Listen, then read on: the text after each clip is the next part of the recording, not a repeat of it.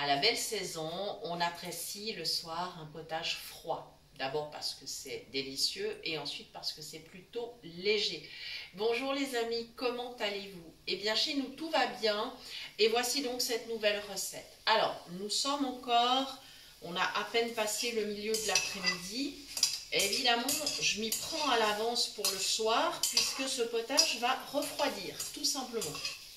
Nous vous proposons un potage froid à la courgette, chèvre et thym. Pour ce faire, je fais maintenant revenir de l'oignon, voilà, tranquillement. J'ai reçu des courgettes magnifiques d'une amie qui a un beau jardin. Parce que chez nous, cette année, les courgettes, c'est pas terrible. Les fleurs se font manger. Alors, on ne sait pas par quel animal, en fait. On ne sait pas si c'est des limaces, des escargots, des oiseaux. On ne sait pas trop. Heureusement, il y a d'autres légumes qui poussent bien. Mais les courgettes, c'est pas terrible. Voilà. Bon. Donc, voilà, maintenant, je fais revenir tranquillement mes oignons. Je ne vais pas les faire revenir trop longtemps. Et je vais surtout baisser mon feu. Alors, je vais être prudente avec mon gaz. Voilà. J'espère qu'il est éteint ton feu. Ah, il s'est éteint. Bon, c'est pas grave, je le rallumerai ultérieurement. Ça n'a pas d'importance. Juste le temps, voilà, de faire revenir mes oignons. J'en ai mis deux. Voilà. Après, encore une fois, ça va dépendre du nombre de personnes que vous aurez à table. Là, on va dire que je prépare une portion pour 4 personnes. Et j'ai mis 2 oignons. Voilà. Maintenant, je laisse continuer. La casserole reste quand même chaude. Même si mon gaz est éteint, ce n'est pas grave. Voilà. J'ai une très grande courgette. Ce qui veut dire que si vous achetez au marché des courgettes plus petites, je vous conseille d'en mettre entre 2 et 3. Disons, idéalement, il faudrait 1 kg. Un bon kilo de courgettes pour cette recette. Et maintenant, je commence à couper. Alors, je l'ai lavé, bien sûr. Hein, j'ai enlevé les bouts. Et maintenant, je vais commencer à faire des morceaux. Voilà, tout simplement. Alors, je vais vous expliquer les étapes suivantes parce que le temps que je prépare ma courgette, évidemment, j'ai tout le temps de vous expliquer les prochaines étapes. Dès que ma courgette sera coupée, je vais relancer donc le gaz. Je vais faire revenir rapidement, mais pas trop parce que je n'ai pas envie que ma courgette brunisse. Pour info, j'ai laissé la peau parce que la peau est de belle qualité et en cette saison, il n'y a aucun inconvénient à le faire. Si la peau est abîmée, par contre, je vous conseille d'éplucher. Mais ce n'est pas obligatoire. Vraiment, si la courgette est belle, il n'y a pas besoin d'éplucher. Voilà. Et puis, ensuite, une fois que mes petites courgettes seront revenues avec mon oignon, j'ajouterai de l'eau. J'ai d'ailleurs déjà préparé de l'eau avec un peu de sel. On peut choisir de mettre ou du sel ou du bouillon. Alors, moi je ne souhaite pas trop saler. J'ai mis 1 cuillère à café et j'ai préparé un verre d'eau. Alors, je ne sais pas s'il me faudra 2 ou 3 verres d'eau.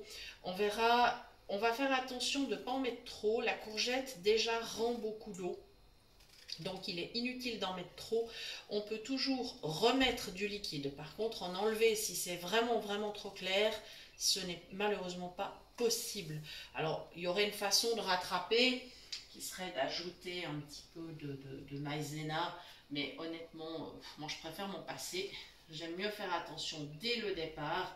Je souhaite un potage qui soit vraiment avec les goûts les plus natures possibles. Voilà, si on rajoute de la maïzena, c'est quand même un peu dommage dans ce potage. Voilà, alors il faut que je repère. Voilà, oui, c'est bon, j'ai retrouvé ma casserole, tout va bien. Voilà, donc je continue à couper. Quand j'aurai rajouté donc mon eau, j'ajouterai aussi quelques baies de poivre et je vais mettre du thym du jardin. Donc, si vous avez du thym frais, c'est idéal. Si vous n'en avez pas, un petit peu de thym séché fera l'affaire, c'est pas un problème. Voilà. Donc après, on laisse mijoter environ un quart d'heure. La courgette cuit très rapidement, surtout là, on est en pleine saison. Voilà. Et quand c'est fini, on va arrêter le feu. On ajoutera du fromage de chèvre frais, enfin moi c'est les demi-frais que j'ai, je vais en mettre, alors ce sont des petits, hein, je précise bien, je vais en mettre 4 afin que mon potage soit bien onctueux. Et là, il y a deux options, c'est mixer ou ne pas mixer. C'est comme on veut. Vous pouvez simplement écraser avec, vous savez, ouais, je ne sais pas comment ça s'appelle d'ailleurs, c'est un petit ustensile qui a des trous qui permet d'écraser. En fait, on peut écraser les pommes de terre avec ça aussi. Donc voilà. Et soit on écrase et donc il reste quand même des petits morceaux. Ou alors vraiment on mixe si on souhaite que ça soit velouté. C'est comme on veut. Voilà. Ensuite, je vais le laisser refroidir. Tout simplement jusqu'à l'heure du repas de ce soir. Voilà. Et alors pour servir, on peut, si on souhaite, ajouter des petits croûtons. Alors on peut les faire maison. Comment fait-on des croûtons maison? Alors, il y a plusieurs possibilités. Vous pouvez simplement les frotter avec un petit peu d'ail et d'huile d'olive et ensuite les cuire au four, par exemple. Attention de ne pas les laisser trop griller quand même.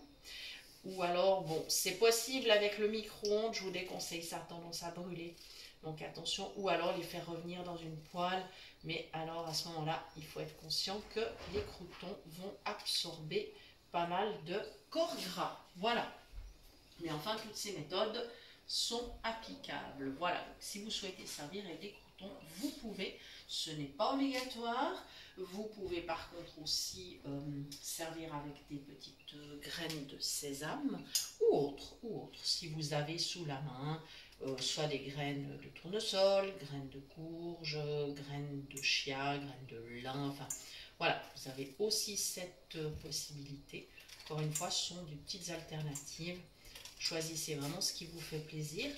Si vous n'appréciez pas le thym, eh bien, vous pouvez le remplacer par une autre herbe. Vous pouvez mettre par exemple du basilic. Le basilic convient très très bien avec la courgette. Vous pourriez mettre de la marjolaine ou de l'origan. Pas de problème. Excusez-moi. Et puis, je rajouterai, moi, à la fin aussi un petit peu de ciboulette. J'aime beaucoup la ciboulette. Donc, voilà, c'est aussi une herbe que je vais ajouter. Vous pourriez mettre aussi du persil. Voilà, donc à vous de choisir ce qui vous fait plaisir. Si vous n'aimez pas le fromage de chèvre, ou si vous n'en avez pas, eh bien, vous pouvez le remplacer par tout autre fromage frais. Ça peut être un fromage... alors, fromage frais nature, je précise, type Saint-Moré ou autre. Enfin voilà, ce genre de fromage qui conviendra parfaitement. Une barquette de 150 grammes fera l'affaire, à moins que vraiment vous préfériez en mettre un petit peu plus. Voilà, ça c'est à voir, à vous de choisir. Voilà, je crois que je vous ai donné toutes les informations sur cette soupe. Vous pouvez naturellement donc la laisser refroidir tranquillement ou après la placer au réfrigérateur si vous souhaitez qu'elle soit vraiment très fraîche. Voilà. Ah, on a nos petits loulous qui s'amusent. C'est pas grave, ne vous inquiétez pas, c'est la partie de jeu qui commence. Voilà, je vous rappelle que vous pouvez toujours bien sûr nous retrouver sur notre page Facebook.